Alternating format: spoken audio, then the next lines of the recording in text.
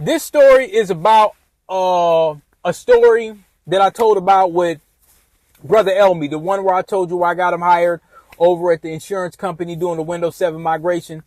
And my homie Cyber International hooked us up. He said, man, this brother looking for a job or whatever like that. He was fixing phones in Hopkins or something like this, Smiley Cat.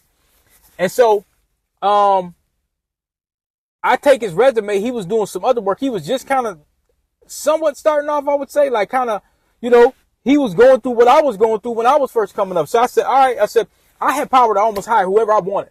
Anybody. I was calling up all my old homies from Travelers, whatever. So I said, man, just send me your resume. I'm going to get you in. I sprinkled his resume with a little bit of Windows 7 bullshit or whatever like that. He had the interview, hired. I said, I told the PM, I said, hey, that's my man's. Because he said you can put together a team. I could choose what I want.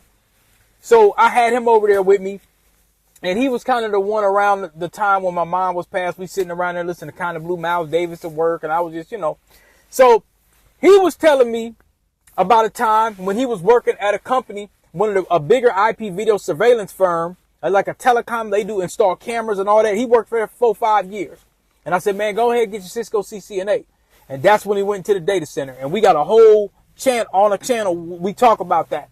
So he's telling me about a time when he was going to, he was working with a vendor, or I think he was going it was either in the data center time or he was working with this company, but he was headed to the elevator, and he was, it was a data center job. I think it was a data center. I can't remember, but he's headed to the elevator, and some white dude, suspected race soldier, jumps up and talks to him. And see, he thought that he was going to be able to strike up a conversation and lean it a certain way where he was just going to agree with him.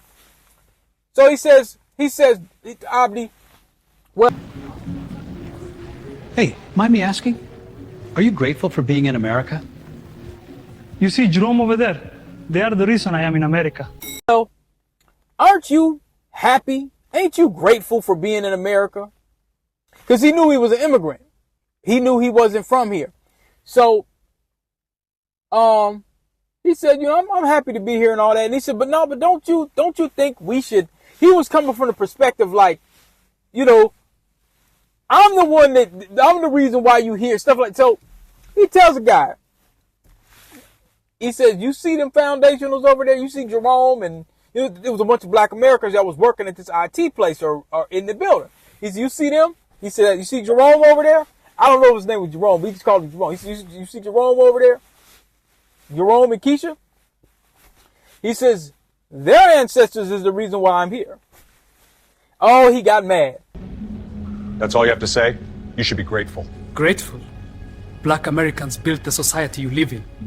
You should be grateful. He got pissed. He said, well, don't you think that it's American patriots like myself and white people and stuff like that? So he was kind of trying to do all that. He points back to Jerome. He said, nope. Jerome is the reason why I'm over here. So he got upset. So he told me that story. And I told him, I said, you know, I'm going to tell this story on this platform. But now that I got this brother chat and I got this Sora, I get to really just hit home as to how the stories work. This is a third party story. So I'm just going to make it the best way I can make it.